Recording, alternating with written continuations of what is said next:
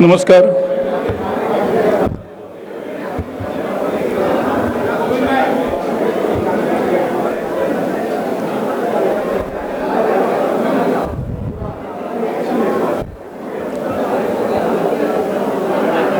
सभागृहात सगळ्यांनी स्थानापन्न व्हावं.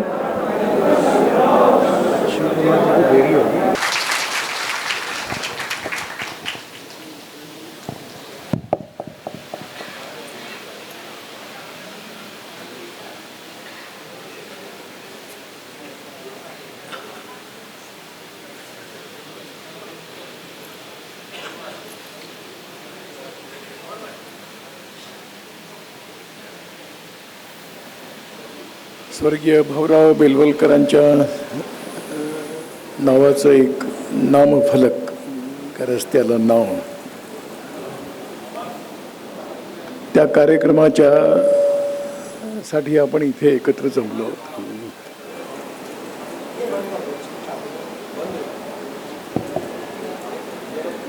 काहीतरी याच्या खाली ठेवायचं असेल तर थोडा वर आला तर बस. ठीक ठीक. म्हणून या कार्यक्रमाच्या मंचावर उपस्थित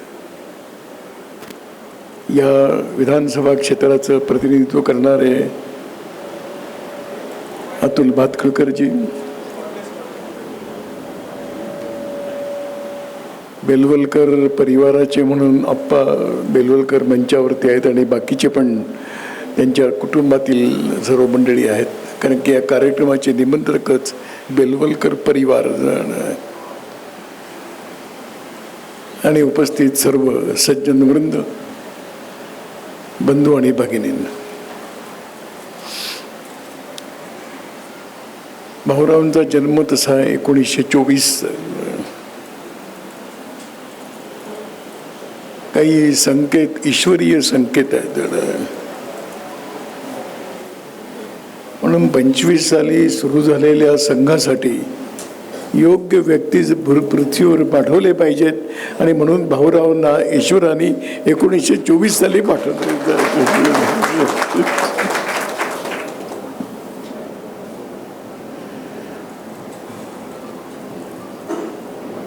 रस्त्याचं नाव वगैरे एक आहे, महापालिकेने एक चांगलं काम केलं, त्याबद्दल महापालिकेला धन्यवाद दिले पाहिजेत.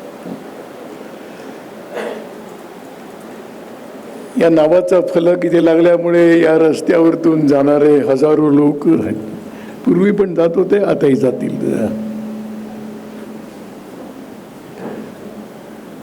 भाऊरावांच्या नावाचा फलक असलेल्या रस्त्यावरून जाणं सोपं आहे, पण भाऊरावांच्या मार्गावर चालणं इतकं सोपं नाही.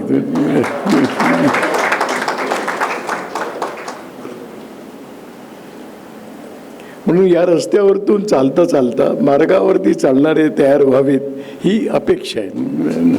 अपेक्षा. संघामध्ये अनेक प्रकारची गीतांची रचना आहे. संघामध्ये म्हटली जाणारी गीतं ही कोणत्या तरी कवींनी लिहिली आणि ती संघामध्ये आपण आणली असं नाही.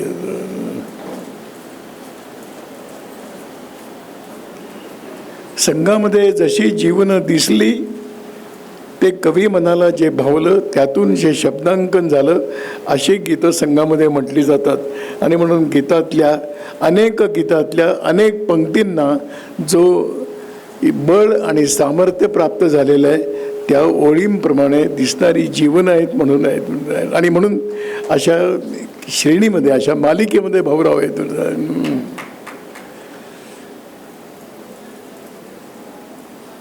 नावांचं काय महत्व आहे वगैरे असा एक प्रश्न, आणि खरंही आहे. हे जर कार्यक्रम नसता तर भाऊरावांचं पूर्ण नाव काढण्याचं काही मला तरी काही कारण नव्हतं. काही तिचं नाव पुरुषोत्तम आहे माहीत नाही, खऱ्या अर्थाने पुरुषोत्तम आहेतच. म्हणजे आईवडिलांनी पण नाव ठेवताना योग्य पद्धतीचं ठेवलेलं आहे.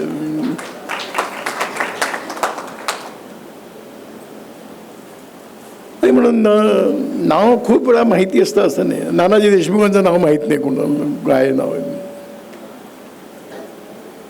पूजनीय बाळासाहेब देवरसांचं नाव अनेकांना माहीत नाही, नाव काय.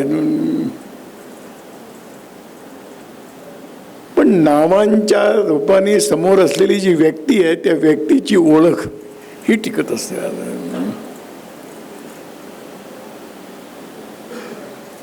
संघामध्ये संघाची जी पहिली ओळख आहे ती तर संघस्थान आणि संघस्थानावरती चालणारे शारीरिक कार्यक्रमातून होत असते.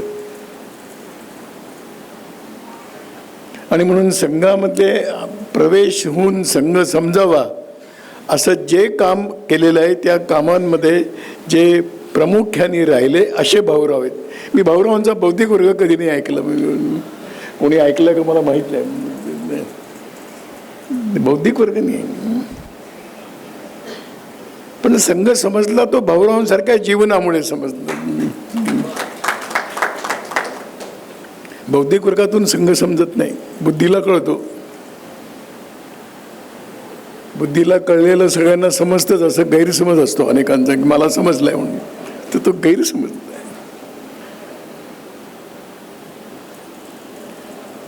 संघ हा जगणारे लोक आहेत त्यांच्यामुळे लोकांना संघ समजतोय. 100 वर्ष झाली म्हणून संघ समजायला लागेल लोकांना असं नाही.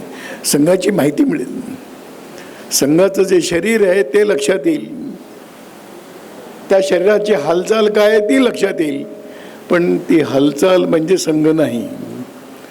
ते संघ समजून घेण्याकरता एक वेगळं तंत्र आहे आणि ते पुस्तकातून समजतं असं नाही. पुस्तकं ही समजण्याकरता उपयोगी एक साधन आहे आणि ते प्रभावी आहे. इथे पुस्तक लिहिणारे काही लोक आहेत ते माझ्यावरती रागवतील. ग्रंथांची रचना सुद्धा आवश्यक असते, पण ग्रंथांमुळे विचार समजतो असं थोडं धैर्याने साहसाने म्हणावं लागेल असं वाटतं. विचार माहिती होत नाही. आणि म्हणून अशा प्रकारच्या कितीतरी कल्पना ज्यांच्या जीवनामध्ये प्रत्यक्ष बघायला मिळाल्या अशा मालिकेमध्ये भाऊराव आहेत. कोणतरी म्हणताना म्हटलं आता की सामान्यपणे, मी सामान्य सांगतो, पुन्हा हा सार्वत्रिक नियम काही सांगता येत नाही, पण सामान्यपणे शारीरिक विभागामध्ये काम करणारा हा क्रोधी असतो, त्याला राग पण जराही त्याला गडबड चालत नाही. पण भाऊरावांना रागावलेलं आम्ही तरी कोणी बघितलं नाही. मी त्यांना 69 पासून बघत आलेलो आहे. 69 मध्ये माझा त्यांचा पहिला संबंध संघ शिक्षा वर्गामध्ये आला. मी कधी त्यांना एखाद्या स्वयंसेवकाला समजावून सांगण्याचं किती, म्हणजे आमचे एक कार्यकर्ते ते जायचे, चला शाखेत चला म्हणून बोलवायला जायचे. तर एक समाजामध्ये सगळ्याच प्रकारचे लोक असतात. ते म्हणाले की तुम्ही रोज येता पण मी काही कधी तुमच्याबरोबर शाखेत कधी येत नाही, तुम्ही किती दिवस मला बोलवायला येणार आहात? ते म्हणाले 10 दिवस. चला ठीक आहे, म्हणजे 11व्या दिवशी काही कोण तुम्ही येणार नाही असं आहे. किती दिवस येणार? म्हणजे 10 दिवसानंतर मी जर आलो नाही तर काय? तर त्यांनी इतक्या सहजपणे म्हटलं 11व्या दिवशी पुन्हा बोलवायला येईन. हे ज्यांच्या जीवनामध्ये आहेत ते भाऊराव बेलवलकर आहेत. येईपर्यंत आपला होईपर्यंत. आणि म्हणून सहज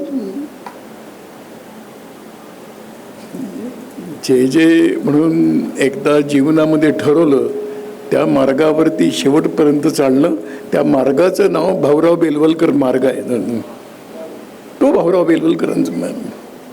आणि म्हणून 1924 साली जन्माला आले, 1925 साली संघ सुरू झाला. कुठेतरी कोकणामध्ये एका खेडेगावात जन्माला आलेले भाऊराव मुंबईत काय येतात आणि मुंबईत येऊन संघामध्ये येतात.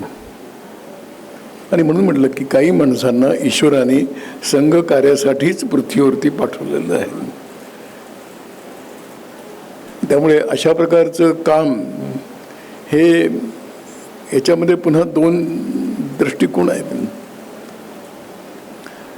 ज्यांच्या भाग्यात आहे ते संघात येतील असं कधी कधी म्हटलं जात. संघात येणं म्हणजे भाग्य लागतं.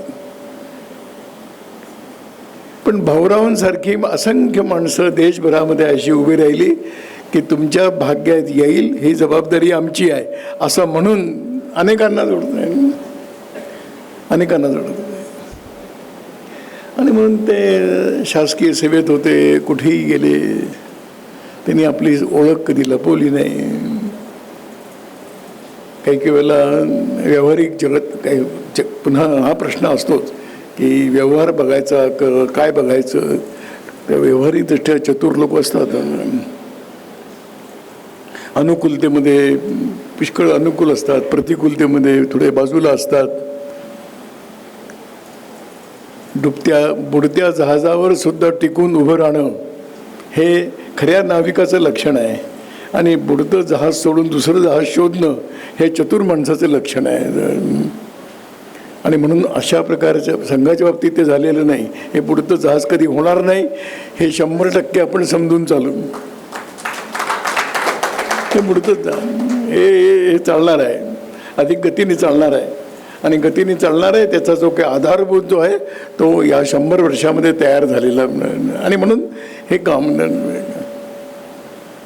काही काही वेळेला कार्यकर्त्यांच्या मनामध्ये संभ्रम निर्माण होतो की अहो इतके वर्ष चालू आहे, काय होईल. दत्तोपंत ठेंगणीचा एक संवाद, त्यांना कोणतरी विचारलं की अहो इतके वर्ष काम चालू आहे, काही होणार आहे का. ते म्हणाले की संघाचं काम हे ईश्वरी कार्य आहे असं तुम्हाला मान्य आहे का. नाही नाही म्हणे, त्याबद्दल काय दोन मतं असायचं कारण नाही. मग जर ईश्वरी कार्य आहे तर ईश्वरी कार्य बंद कसं होईल. ते वाढतच राहणार आहे, ते वाढतच राहणार आहे असा विश्वास ज्यांच्याकडे बघून आमच्या मनामध्ये निर्माण होतो. ते अशी असंख्य दीपमालिका, असंख्य दीपमालिका.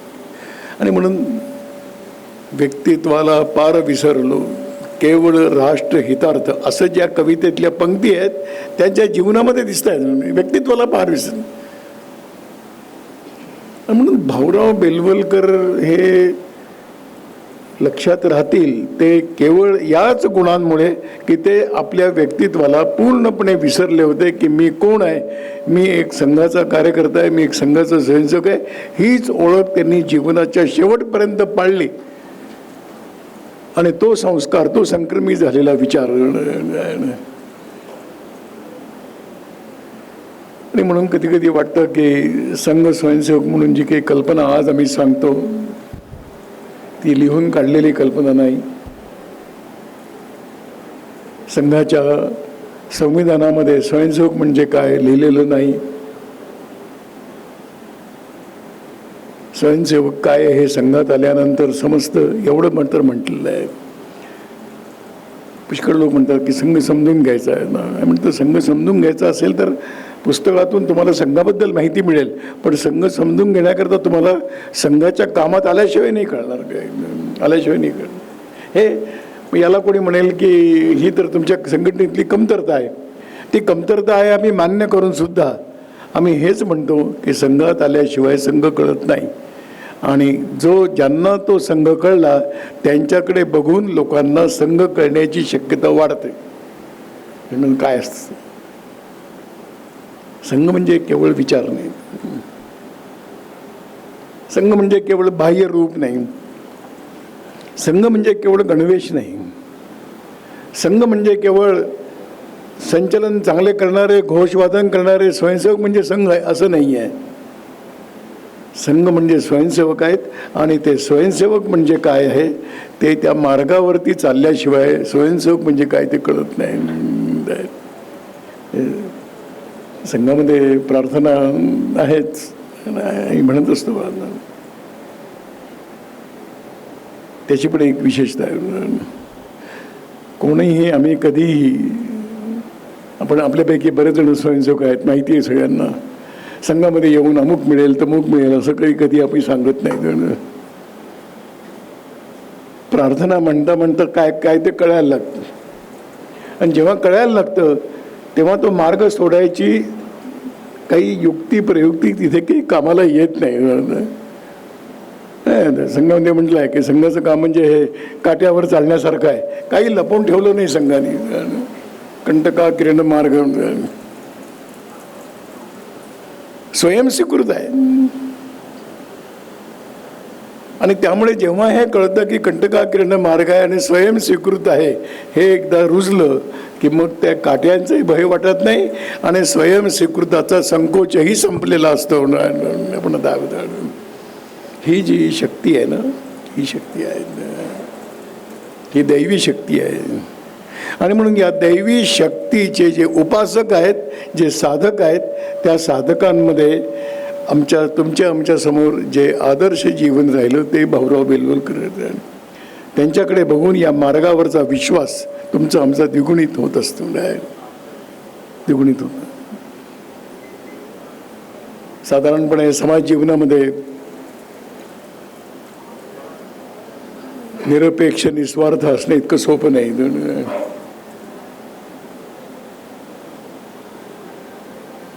पुन्हा एकदा एका संवादाचं मला आठवत आहे की काही मिळणार नाही असं असताना सुद्धा लोक काय येतात. तर जिथे काही मिळत नाही तरी लोक जातात. त्याचं ते एक मोठं लक्षण आहे, ते वेडेपणाचं लक्षण आहे. बुद्धिमान हुशार माणसं जिथे काही मिळत नाही तिथे जाणार नाहीत, पण जिथे काही मिळत नाही, मिळणार नाही असं 100% खात्री असताना सुद्धा ते जातात. त्यांना व्यावहारिक दृष्टीमध्ये मूर्ख, बावळट, अर्धवट, वेडे, पागल या श्रेणीमध्ये टाकलेलं आहे. आणि संघाने असे हजारो वेडी माणसं उभी केलेली आहेत. त्या वेड्या माणसाचं नेतृत्व करणारे भाऊराव वेडी माणसं नाही. म्हणून एकदा चाललेलं मागे वळून पाहत नाही कोणी, द्या मागे वळून नाही. आणि हे सर्व करत असताना मनामध्ये कुठेही अहंकार नाही, स्वार्थ नाही हे समजू शकतो आपण. पण अहंकार, मी करतोय हे काम, काय सोपं काम आहे का एवढं, असं नाही. काही काही वेळेला श्रेष्ठ काम करणाऱ्यांच्या मनामध्ये एक अहंकाराचं एक बीज असतं की मी एक मोठं काम करतोय. मोठं काम करतोय हे जेव्हा ते लोक विसरतात तेव्हा त्यांच्या हातून मोठी कामं घडतात, मोठी कामं घडतात.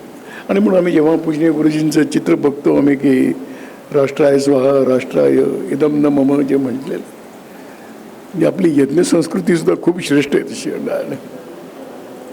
ते मंत्र म्हणजे यज्ञातले आहेत. यज्ञाला आहुती देत असताना म्हणायला ते सांगतात, म्हणायला यज्ञाय स्वाहा. हे यज्ञाला आहुती टाकताना यज्ञ आहे स्वाहा. खरं म्हणजे एवढं पुरेसं आहे, एकदा स्वाहा झालं म्हणजे झालं. पण मनुष्यपणाचा विचार करून त्यावेळेच्या महापुरुषांनी म्हटलं की आता पुढे म्हणा यज्ञाय, म्हणजे आता हे यज्ञाचं झालं. खरं म्हणजे पुरेसं होतं एवढं, यज्ञाय स्वाहा यज्ञाय. पण पुढे त्याला म्हणायला लावतात इदम न मम, आता हे माझं राहिलं नाही, मी आहुती टाकली आहे हे सुद्धा विसरायचं जर असेल तर इदम न मम म्हणावं लागतं. असं इदम न मम ज्यांच्या जीवनामध्ये आहेत ती संघाची मोठी शक्ती आहे, आणि ती मोठी शक्ती. आणि म्हणून जेव्हा भाऊरावांचं आपण सगळं जीवन बघतो ते या सगळ्या कल्पनांना 100% न्याय देणारं असं त्यांचं व्यक्तित्व, मी व्यक्तिमत्व म्हणतच नाही.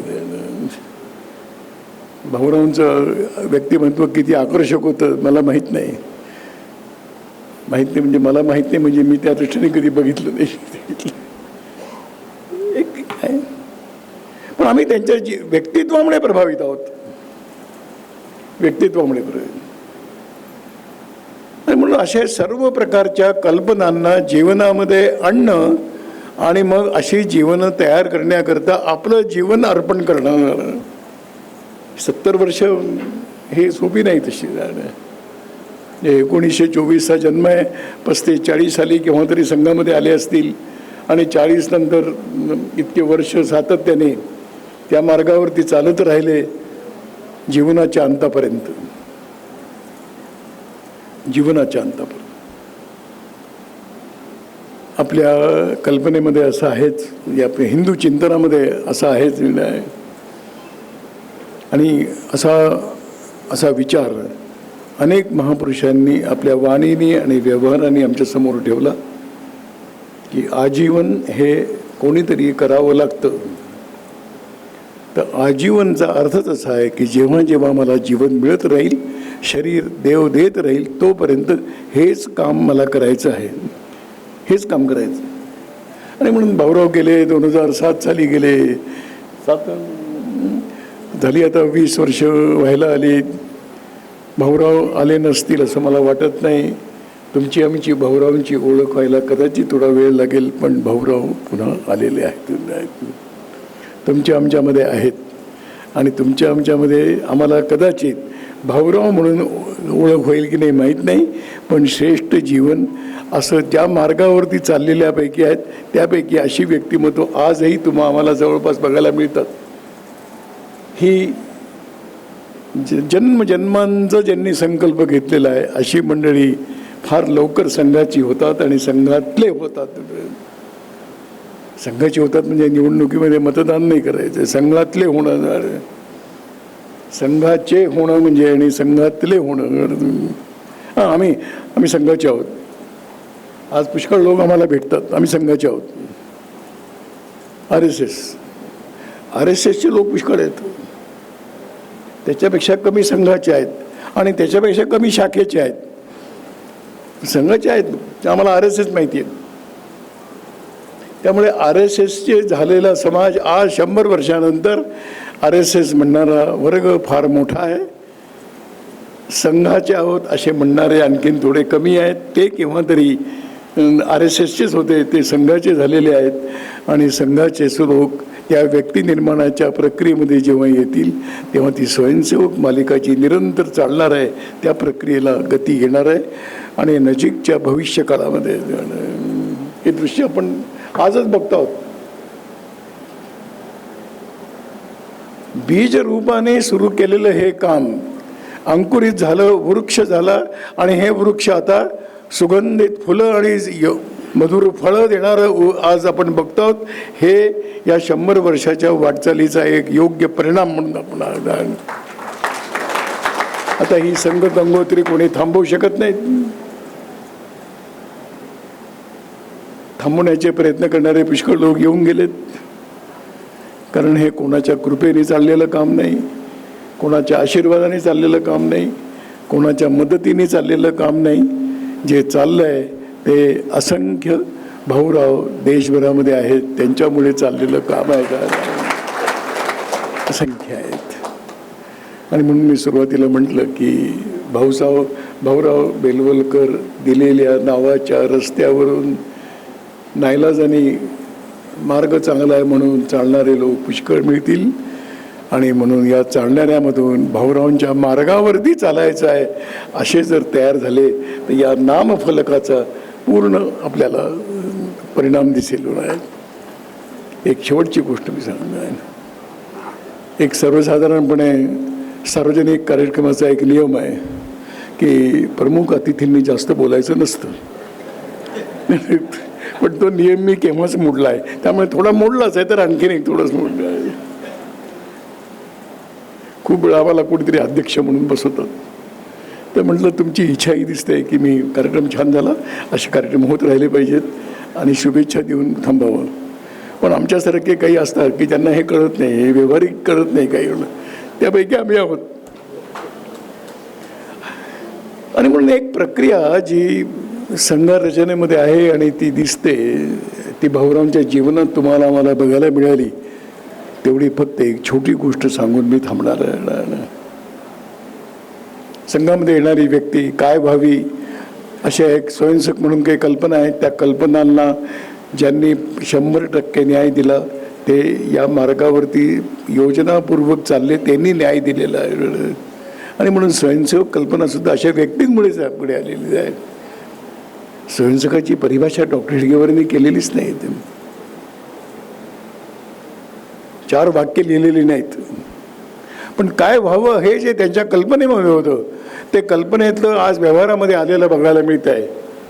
आणि म्हणून अशा प्रकारच्या रचनेमध्ये सामाजिक जीवनामध्ये आलेल्या व्यक्तींमध्ये काय दिसलं पाहिजे त्यातली पहिली गोष्ट सांगितली की व्यक्तिगत जीवनाची शुद्धता दिसली पाहिजे. बाह्य शुद्धता फार सोपी आहे.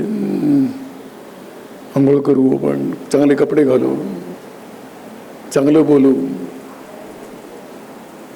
चांगलं बोलण्याकरता चांगलं असलंच पाहिजे अशी अट नाही आहे. आमचे ते विचारायचे की खरं बोलू का चांगलं बोलू, तर कशाला खरं बोलायच्या भांगडी पडतात, चांगलं बोला, लोकांना बरं वाटेल. चांगलं दिसलं पाहिजे की चांगलं असलं पाहिजे, नाही दिसलं पाहिजे. हे जग या मार्गावरती चालतं, तुम्ही जगापेक्षा वेगळं कशाला चालताय. पण संघाने म्हटलं की ही शुद्धता आंतरिक शुद्धतेलाच आधार मानून बाह्य शुद्धता ही येईल. बाह्य शुद्धता साधनांनी होते, आंतरिक शुद्धता साधनेशिवाय होत नाही. अशी साधना केली म्हणून भाऊराव अंतर्बाह्य शुद्धतेचे प्रतीक होतं. काही नको आहे त्यांनी. मला कोणी काय म्हणतं असा कधी त्यांनी विचार नाही केला. त्याने कोणी म्हटलं की हाफ पॅन्ट घालूनच ऑफिसमध्ये पण जायचे, त्यांना कधी संकोच नाही म्हटलं. बरं काय वाईट काय आहे म्हणून, वाईट नाही आहे पण म्हणजे ते चांगलंही नाही असं त्याला म्हणायचं असतं. आणि म्हणून अंतर्बाह्य शुद्धता प्रभावित करते बाह्य रूपापेक्षा सुद्धा. ते दुसरी एक गोष्ट आहे, संघामध्ये येता एक वैचारिक प्रतिबद्धता जीवनामध्ये येत असते. आयडिओलॉजिकल कमिटमेंट ती लवचिक नसते, ती कालानुरूप बदलणारी नसते. वैचारिक प्रतिबद्धता याचा अर्थच असा आहे की जे एकदा स्वीकारलं ते कुठल्याही परिस्थितीत अनुकूल प्रतिकूल सर्व वातावरणामध्ये या विचारांशी मी तडजोड करणार नाही. अशी व्यक्तित्व, ज्याला इंग्रजीमध्ये शब्द वापरायचा तर अशी अनकॉम्प्रोमाइजिंग पर्सनॅलिटी संघाने निर्माण केल्या. हे संघामध्ये येणाऱ्या अशा प्रकारच्या तपस्येच्या मार्गावरती चालणाऱ्या जीवनामध्ये ही वैचारिक प्रतिबद्धता दिसते. मग ती वेळोवेळी ती वैचारिक प्रतिबद्धता प्रकट झाली. ते 1948 साली झाली, ते 1975 साली झाली. पुष्कळ शरणागतीचे प्रसंग जीवनामध्ये आले. पण अनेक हजारो देशाच्या कानाकोपऱ्यामध्ये कार्यकर्त्यांनी, स्वयंसेवकांनी कुठल्याही प्रकारची वैचारिक तडजोड न करता स्वीकारलेल्या विचाराशी पूर्ण बांधिलकी म्हणून चालत राहिले. व्यावहारिक जीवनामध्ये नुकसान झालं, शारीरिकदृष्ट्या विकलांगता आली, ती स्वीकारली पण तडजोड नाही केली. आणि म्हणून वैचारिक प्रतिबद्धता एक मोठी गोष्ट आहे. ती कुणामुळे येत असते, ती केवळ ग्रंथांमुळे येते असं नाही. त्या वैचारिक प्रतिबद्धतेच्या मार्गावरती चालणारे जीवन जेव्हा समोर दिसतात तेव्हा अशा प्रकारची एक आयडिओलॉजिकल कमिटमेंट जीवनामध्ये येत असते. तिसरी गोष्ट आहे, जे काम एकदा स्वीकारलं त्या कामाशी समर्पण आहे. ते ज्या माध्यमातून मी करू शकतो त्या माध्यमातून मी करत राहीन. आणि म्हणून अनेक जण त्यांना जे भावलं संघातलं, त्यांना जे जमलं, असा काही प्रयत्न आम्ही कोणी केला नाही की हे जमलं पाहिजे तुम्हाला, असं नाही आहे. संघातल्या सगळ्या प्रकारच्या कामाशी एखादी गोष्ट मला भावली, एखादी गोष्ट भावली नाही तरीसुद्धा मी त्या संघटनेशी समर्पित आहे. आणि म्हणून जीवनामध्ये संघाशी समर्पण चालत राहिले शेवटपर्यंत. शारीरिकमध्ये रुची होती म्हणून शारीरिक मिळाले. आणि मग ते आता जे सांगितलं अप्पांनी की बुवा त्यांना तबला वगैरे संगीताची आवड होती, पण हे तुम्हाला माहीत नाही आहे. कारण संघासाठी ते आवश्यक नाही असं समजून त्यांनी सोडून दिलं. संघासाठी जे आवश्यक आहे ते मी करत राहीन, ही संघाची अशा प्रकारच्या कार्याशी समर्पणाची एक मोठं प्रत्यक्ष रूप आहे. आपलं काही नाही. मी म्हटलंच आहे, गंध आहे, स्वरूप आहे, सगळं आहे. आणि हे सगळं आहे ते संघटनेसाठी समर्पित आहे. आणि म्हणून स्वातंत्र्यवीर सावरकरांच्याबद्दल आपण म्हणतो, त्यांची वाचा, त्यांची लेखणी, त्यांचं काव्य, त्यांचं जीवन हे सर्वच्या सर्व भारत मातेसाठी समर्पित होतं. भाऊरावांसारख्यांचं जीवन संघरूपाने जी भारत मातेची साधना आहे त्यासाठी पूर्णपणे समर्पित आहेत. आणि चौथी गोष्ट अशी असते की सहजपणाने जीवनामध्ये घडतं की मी कधीही निष्क्रिय असणार नाही जीवनाच्या अंतापर्यंत. म्हणजे हे शरीर दिलेलं आहे, हे शरीर संपेपर्यंत माझ्या जीवनामध्ये कधीही कोणाला निष्क्रियता दिसणार नाही. कालपर्यंत होते, आज नाहीत, असं कधी होणार नाहीत. असं जे जीवन आहे, म्हणून या 4 कसोटींवरती ज्यांच्या जीवनाकडे आपण बघितलं पाहिजे असे भाऊराव बेलवलकर, असा भाऊराव बेलवलकरांचा मार्ग या रस्त्यावरती चालता चालता सगळ्यांना उमजावा, समजावा आणि त्या मार्गावर चालण्याची ऊर्जा शक्ती प्राप्त व्हावी अशी ईश्वरचरणी प्रार्थना करून आपल्या सर्वांना इतक्या वेळ आपण बसला त्याबद्दल आपल्याला नमस्कार करून माझं बोलणं सांगतो.